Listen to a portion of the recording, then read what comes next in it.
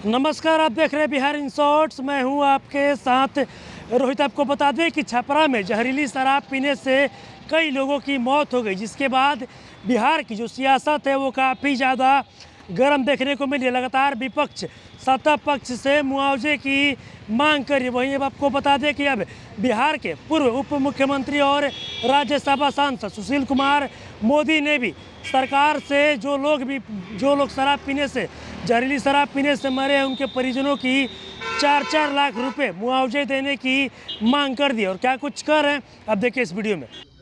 कल मैं छपरा गया था और जो जहरीली शराब कांड से जो प्रभावित परिवार हैं उनसे मुलाकात की। मेरे साथ स्थानीय सांसद महाराजगंज के श्री जनार्दन सिंह सिग्रीवाल और तरैया के माननीय विधायक श्री जनक सिंह भी साथ थे। लगभग 2 दर्जन परिवारों से मुलाकात किया हम लोगों ने और लगभग 7 घंटा लग गया केवल 2 दर्जन परिवारों से मुलाकात करने में। मित्रों, इस जहरीली शराब कांड के बारे में सारे चैनल्स में, मीडिया में काफ़ी विस्तार से चीज़ें आई हैं, लेकिन मैं कुछ बातों की ओर ध्यान आकृष्ट करना चाहूँगा कि देखिए, छपरा के अंदर मरने वालों का आंकड़ा 100 पार कर चुका है। सरकार आंकड़ों को छिपा रही है।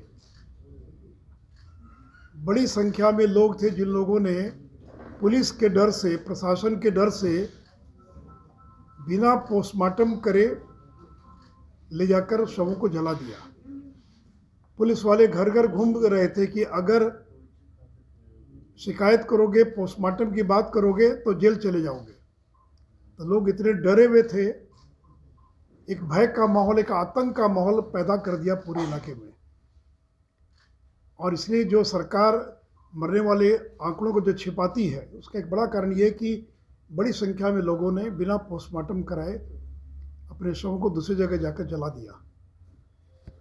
अधिकांश लोग पहले मसरक प्राइमरी हेल्थ सेंटर पर गए। वहाँ कोई ना डॉक्टर, ना नर्स, ना स्ट्रेचर, ना एम्बुलेंस, कोई इंतजाम नहीं था। और डॉक्टर ने कहा कि आप सीधे जाइए छपरा गए तो छपरा का भी वही हाल था। तो कहा कि पीएम से रेफर कर देते हैं, और अच्छी संख्या में लोग रास्ते में मर गए। अगर सरकार ने अस्पतालों में योग्य व्यवस्था की होती तो बड़ी संख्या में लोगों को बचाया जा सकता था। 2 घूंट अगर किसी ने शराब पी ली तो उसको मार दिया जाए, उसको मरने दिया जाए, या कहीं भी नीतीश जी आपकी नैतिकता नहीं हो सकती है।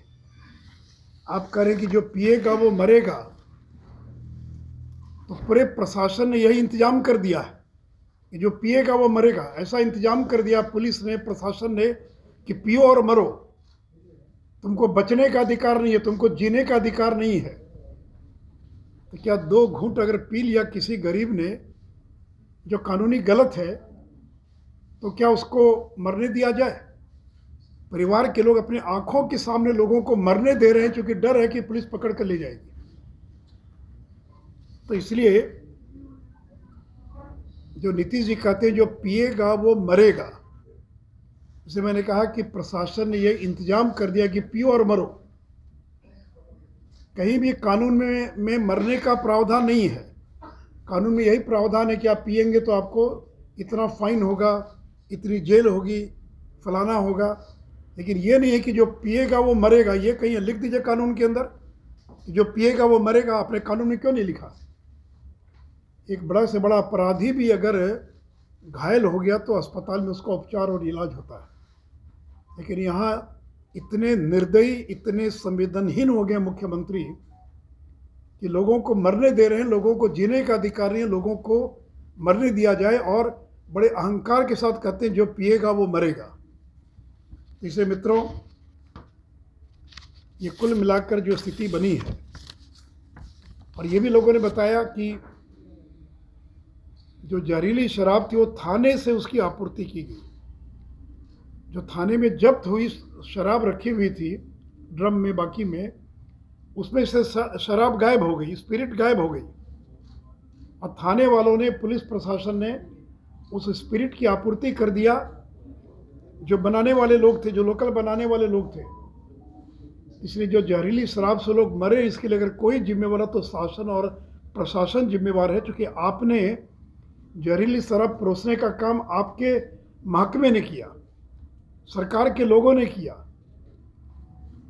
और मरने वाले जितने भी हैं, दलित, महादलित, अति पिछड़ा, आदिवासी तो इस इलाके में नहीं है, लेकिन 90% जो मरने वाले हैं वो समाज के इन्हीं गरीब तबके के लोग हैं जिनको मरने दिया गया है। और देखिए सरकार आंकड़ों को कैसे छिपाती है। नेशनल क्राइम रिकॉर्ड ब्यूरो है भारत सरकार का, जिसमें हर अपराध का आंकड़ा राज्य सरकार भेजती है, क्योंकि भारत सरकार कोई आंकड़ा इकट्ठा नहीं करती है, राज्य सरकार आंकड़ा भेजती है। नेशनल क्राइम रिकॉर्ड ब्यूरो के अनुसार 6 साल में बिहार में केवल 23 मौत हुई है, 23।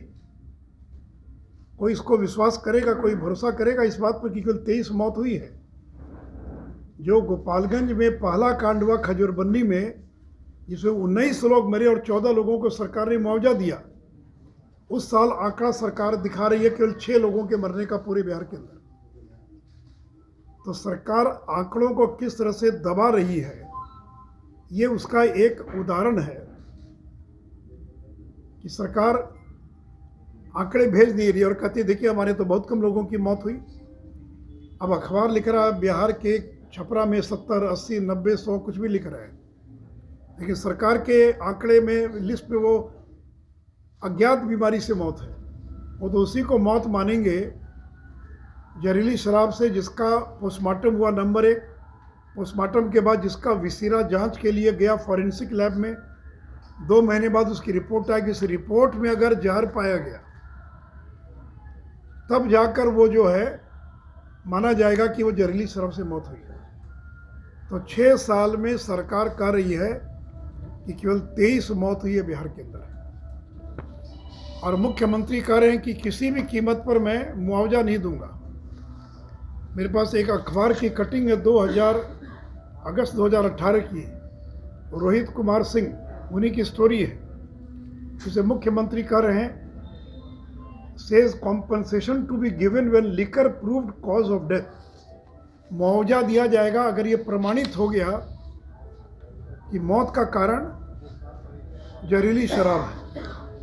ये खजूरबन्नी की घटना के बाद है।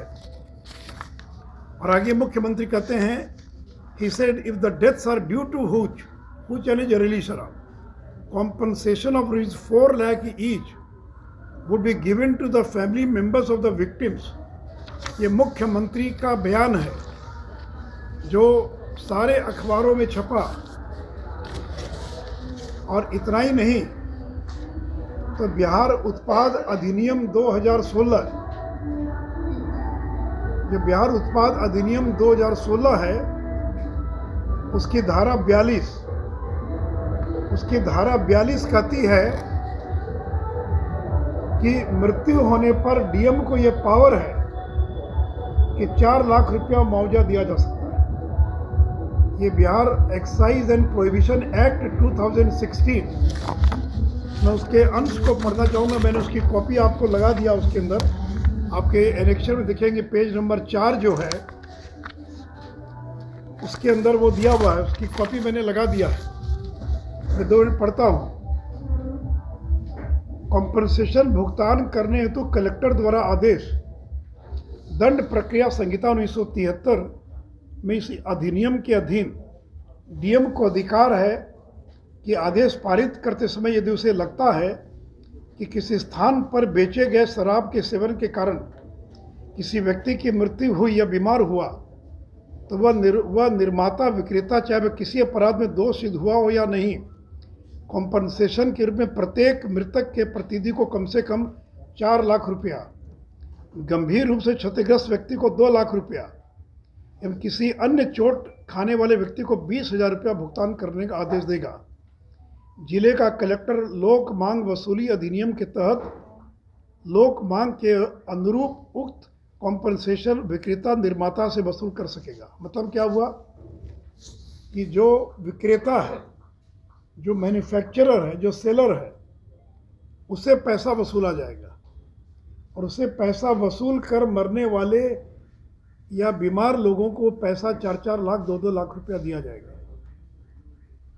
तो सरकार ने गोपालगंज में क्या किया कि पहले 4-4 लाख रुपया दे दिया, क्योंकि वसूलने में समय लगेगा, बाद में उसको वसूल लेंगे, और 4-4 लाख रुपया लोगों को दे दिया। तो अगर खजूरबन्नी में 4 लाख रुपया दिया गया, तो आज जहरीली शराब कांड सारण में क्यों नहीं दिया जाएगा? और इतने गरीब लोग हैं नीतीश जी, आपकी संवेदना मर गई है क्या? जिनको कुछ पता नहीं है, मौत के अलावा कुछ नहीं जानते हैं, कि उनके बच्चों को जीने का अधिकार नहीं, वो भीख मांगेंगे? मामूली बात पर सरकार 1-2 लाख रुपया दे देती है। कोई अगर रॉन्ग साइड चल रहा सड़क पर और दुर्घटना में मौत हो जाए तो उसको भी 4 लाख रुपया मिल जाता है। तब तो सरकार नहीं ना कहती है कि चूंकि आप रॉन्ग साइड चल रहे थे इसलिए आपको मुआवजा नहीं मिलेगा। बस पे छत पर चढ़कर चलने का प्रावधान नहीं है, बस के भीतर बैठ के जाना है, अब बस उलट गई, लोग मर गए जो ऊपर छत पर बैठे हुए थे, तो सरकार क्यों देती है उनको मुआवजा? कहती सरकार कि आप तो कानून का उल्लंघन कर रहे थे, बस की छत पर बैठे थे, हम आपको कोई मुआवजा नहीं देंगे। तो यानी मामूली बात पर मुआवजा देने वाली सरकार और इन गरीबों के प्रति इतनी संवेदनहीन कि कह रही कि कुछ भी हो जाए मेरी कोई सहानुभूति नहीं है। अरे मर गया कोई आदमी, गरीब आदमी मर गया, कोई सहानुभूति तो होनी चाहिए, संवेदना तो होनी चाहिए। ठीक है, आप कह सकते गलत काम किया, लेकिन फिर भी मृत्यु हो गई, मौत हो गई, तो मैं शोक व्यक्त करता हूँ, मैं संवेदना व्यक्त करता हूँ। लेकिन इतनी हृदयहीनता, इतनी संवेदनहीनता कि मुख्यमंत्री कहे कि मेरी कोई और किसी प्रकार का और मेरी कोई सहानुभूति नहीं है ऐसे लोगों के प्रति।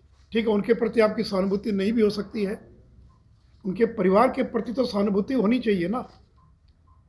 क्या ये सरकार दलित विरोधी है, अति पिछड़ा विरोधी है? ये सरकार जो आदिवासी उसकी विरोधी है? तो कल तो आप ये भी कर सकते उसकी विधवा को विधवा पेंशन भी नहीं मिलेगा क्योंकि उसका परिवार गरीब पीकर मर गया, सरकार की किसी योजना का लाभ नहीं मिलेगा। और ये आपका कानून कहता है, जिस कानून की फ़ोटो मैंने आपके सामने सबों को दे दिया है, उसके अंग्रेजी की भी कॉपी है, जो अंग्रेजी लेना चाहेंगे उनको अंग्रेजी कॉपी दे दूंगा। तो अगर एक्साइज और प्रोहिबिशन एक्ट की धारा 42 में यह प्रावधान है तो मुख्यमंत्री जी आपको देना पड़ेगा। और इन गरीबों को मुआवजा दिलवाने के लिए भारतीय जनता पार्टी और किसी भी सीमा तक जाएगी। जैसे मैंने लिखा कि पहले मौत पर हंसो फिर कहो शोक नहीं मनाऊंगा। तो मौत पर हंसता कोई व्यक्ति हंस रहे हैं, और फिर जो गुस्से में आए तो इतना रौद्र रूप धारण कर लिया। जब मेरे साथ थे तो मैंने कभी नहीं देखा उनका ये स्वरूप। या तो लालू की संगत का असर है या कोई और बात है। बीजेपी वालों को करें कि भगाओ इनको, बीजेपी वालों को कह रहे हैं कि बर्बाद हो जाओगे।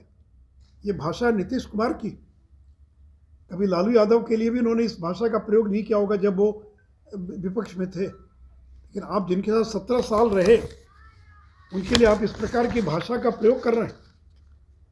इसलिए मित्रों, और छोटे मोटे 2-4 अधिकारियों को सस्पेंड कर दिया गया, लेकिन वहाँ के एसपी का क्यों नहीं सस्पेंड किया गया, वहाँ के डीएसपी का क्यों नहीं किया गया? ये कोई पहली घटना नहीं है। 4 महीना पहले उसी के बगल में घटना घटी जिसमें 7 लोग मरे थे जहरीली शराब पीने से। तो जिस एसपी के कार्यकाल में इतनी घटनाएं घट जाएं, उस एसपी पर आपने क्यों नहीं कार्रवाई की? क्या एसपी की किसी दरोगा की हिम्मत है कि बिना एसपी के संरक्षण के और वो खुलेआम शराब बिकवा दे? कहीं ना कहीं तो संरक्षण है। और तो मैंने कहा कि मुख्यमंत्री जी इस्तीफा दे दीजिए और जल्द से जल्द तेजस्वी यादव को बिहार का मुख्यमंत्री बना दीजिए, क्योंकि उन्हीं के लोग हैं, उन्हीं के समर्थक हैं जो ये शराब का अवैध व्यापार करते हैं। कल मुख्यमंत्री बन जाएंगे तो शायद उनके लिए रोकना आसान हो जाएगा। तो इसलिए मित्रों, स्थिति नियंत्रण के बाहर हो गई है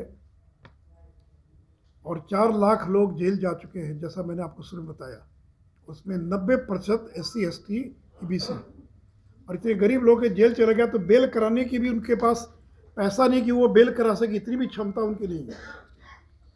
तो 2 घूंट शराब पीने की इतनी बड़ी सज़ा, मौत उसकी सज़ा नहीं हो सकती है। ये सज़ा आप दे रहे हैं, मौत उन गरीबों को सज़ा दे रहे हैं।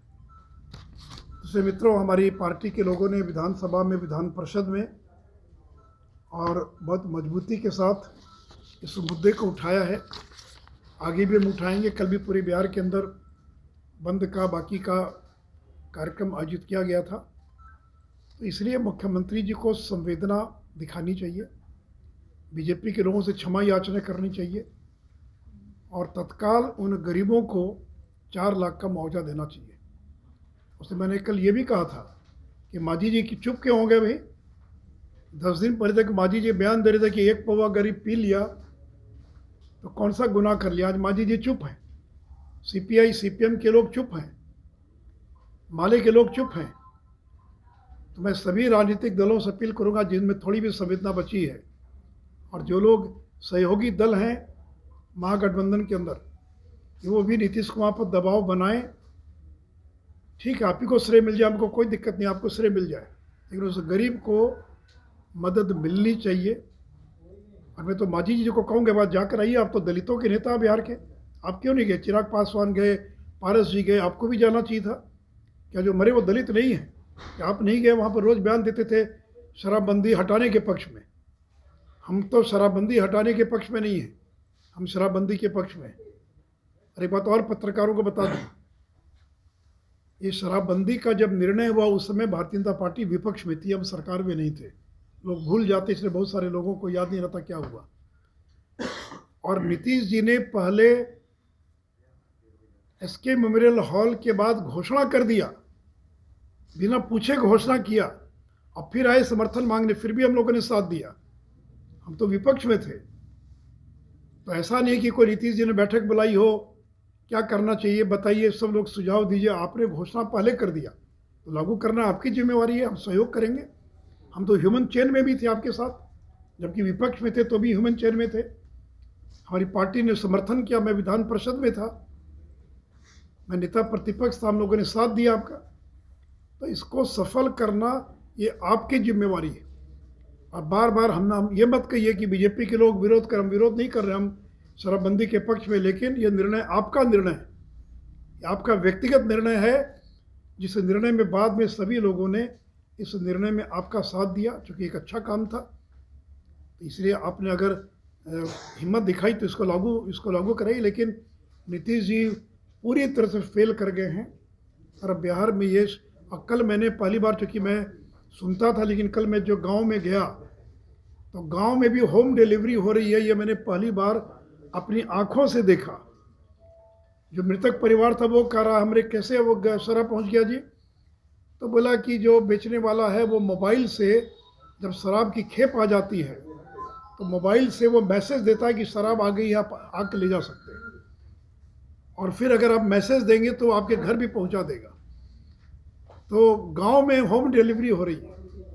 शहर की बात तो छोड़ दीजिए, और बड़े लोग नहीं, एक भी मरने वाला बड़ा आदमी नहीं है, कुछ होगी 1-2 लोग, सब मरने वाले गरीब लोग।